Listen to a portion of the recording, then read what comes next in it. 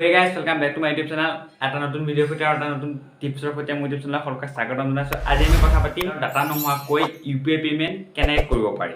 ঠিক আছে গাইজ, এই কথা চাগে নতুনকৈ আহিছে, বহুতে নাজানে চাগে আৰু কেনেকৈ কৰিব লাগে সেইটো নাজানে চাগে। ঠিক আছে গাইজ, এই ভিডিঅ'টোৰ জৰিয়তে তোমালোকে সকলোখিনি গম পাবা, গতিকে ভিডিঅ'টো অকণ স্কিপ নকৰাকৈ শেষলৈকে চাই থাকা।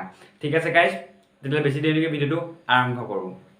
ঠিক আছে গাইজ, কোনোবা এখন দোকানত তোমালোকে কিবা এটা কিনিছা আৰু তোমালোকৰ জেপত পইচা নাই, তোমালোকে UPIত পইচা আছে, তেতিয়াহ'লে তোমালোকে কেনেকৈ দিবা আৰু তোমালোকৰ হঠাৎ মোবাইল ডাটাটো শেষ হৈ গৈছে, তেতিয়া তোমালোকে কেনেকৈ ট্ৰান্সফাৰ কৰিবা। ঠিক আছে গাইজ, টেনশ্যন ল'বলৈ কোনো দৰকাৰ নাই। তোমালোকে মোবাইলত ডায়েলাৰ পেডখন উলিয়াই ল'বা। উলিয়াৰ পিছত তাত *99# বুলি এটা কোড আছে, কোডটো ডাইল কৰিবা। ডাইল কৰাৰ লগে লগে USSD কোড বুলি এটা ৰানিং হ'ব। ৰানিং হোৱাৰ লগে লগে তোমালোকৰ তাত চেণ্ড মানি, UPI, বেংক বেলেঞ্চ তেনেকৈ চেক কৰিবৰ কাৰণে ধেৰ অপশ্যন আহিব, 1 2 3 4কৈ।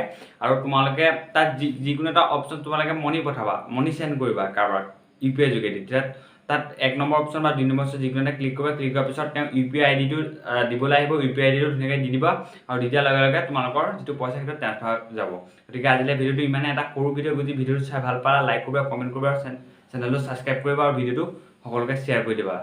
ঠিক আছে গাইজ, লগ পাইছোঁ আকৌ এটা নতুন ভিডিঅ'ৰ সৈতে, আকৌ এটা নতুন টিপছৰ সৈতে।